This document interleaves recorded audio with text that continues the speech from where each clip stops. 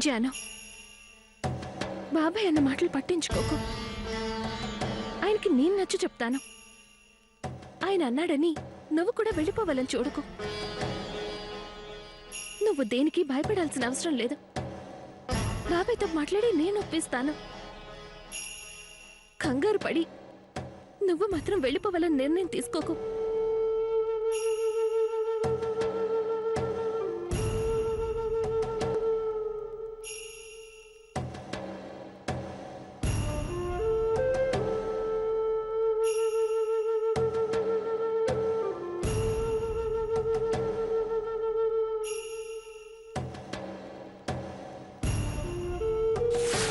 ఒక మగవాడికి భార్య మీద ఇంత ప్రేమ!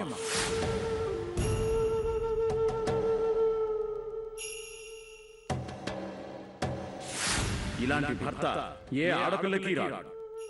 Really great lover.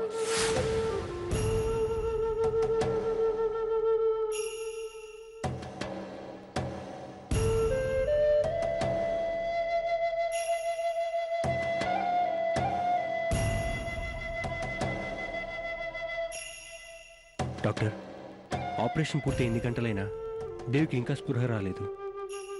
కండిషన్ ఎలా ఉంది? No problem. He is perfectly all right. నిండు 100 ఏళ్లు బ్రతుకుతాడు. మిమ్మల్ని చూస్తుంటే నాకు చాలా గర్వంగా ఉంది రఘురామ్. స్నేహానికింత విలువిచ్చి ఆ స్నేహం కోసం ఏమైనా చేయగలిగే మీలాంటి స్నేహితులు దేవుకుండడం నిజంగా దేవు అదృష్టం. I appreciate you. Thank you doctor. Bill ఎంతైందో చెప్పండి, నేను చెక్ ఇస్తాను. అవసరం లేదు. ఆల్రెడీ ఎమ్మెల్యే నరేంద్ర గారు బిల్ పే చేశారు. అదేం డాక్టర్? ఇందాక నరేంద్ర గారు వారి చెల్లెలు నిత్య గారు దేవుని చూడ్డానికి హాస్పిటల్కి వచ్చారు. ఆయన బిల్ పే చేస్తానంటే దేవుకి చాలా దగ్గర వ్యక్తి కావచ్చని మీకు ఇన్ఫార్మ్ చేయలేదు. అదీ కాక ఆయన ప్రజాప్రతినిధి కాబట్టి అభ్యంతరం చెప్పలేకపోయాను.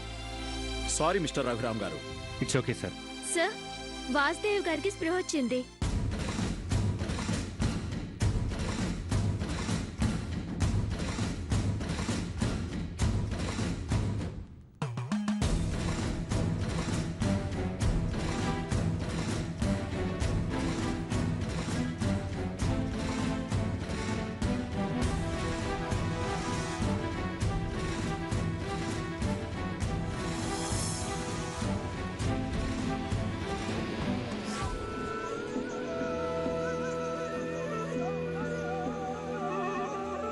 దోస్త్, ఊరుకో దేవ్. ఇప్పుడేమైందని బాధపడకు.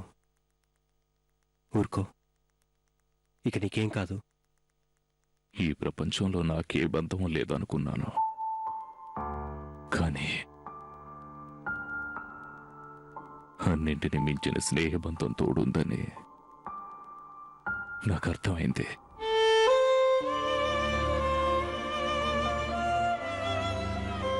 ఒక సోదరుల్లో అంటగా ఉండి నేను బ్రతకాలని చాలా కష్టపడ్డావు.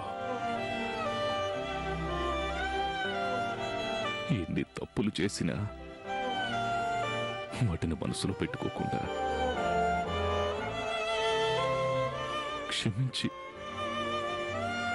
కష్టం వచ్చినప్పుడే తోడుండేవాడు నిజమైన స్నేహితుడని నిరూపించావు. స్నేహానికి అసలైన అర్థం నువ్వే.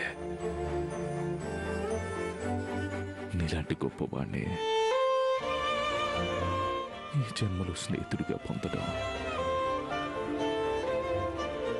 పూర్వజన్మలో నేను చేసుకున్న అదృష్టం.